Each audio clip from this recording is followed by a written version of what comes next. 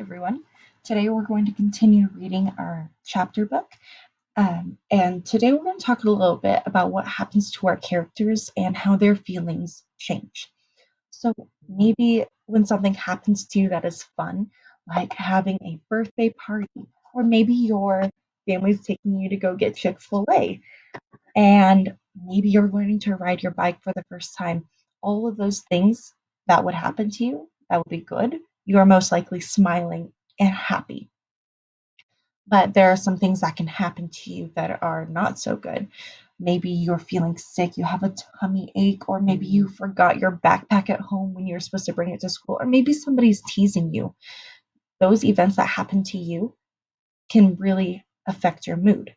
And so when we think about our characters, we know that good and bad things can happen to them as well. And when those events happen to our characters, it can change their feelings just like it could change our feelings. So when you notice a new feeling, you can stop and reflect and maybe even write down those changes and what's happening to them. So when we talk about marking feelings that change within our characters, in my head, I think of a timeline. So I'm going to draw my little line that goes all the way across my paper or my board right here. And so I'm going to write the word beginning.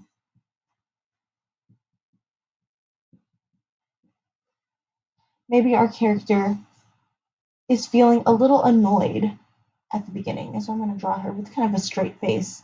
And I'm going to put the word annoyed because maybe something happened to them at the very beginning. But then maybe the next day, something different happens to them and it's a good feeling. And what would that change their mood to? I put a question here. What would that change their mood to? If something good happened to them, maybe it might make them happy, joyous, excited. But in this case, I want to just put happy right here. So today, while you're reading, I want you to take note of the different events that are happening to our main character. And I want you to just jot down. Maybe you can write a timeline down. Maybe you can write a word, draw a picture about how they are feeling in that moment. What are those events doing to cause them to make them feel this way? All right.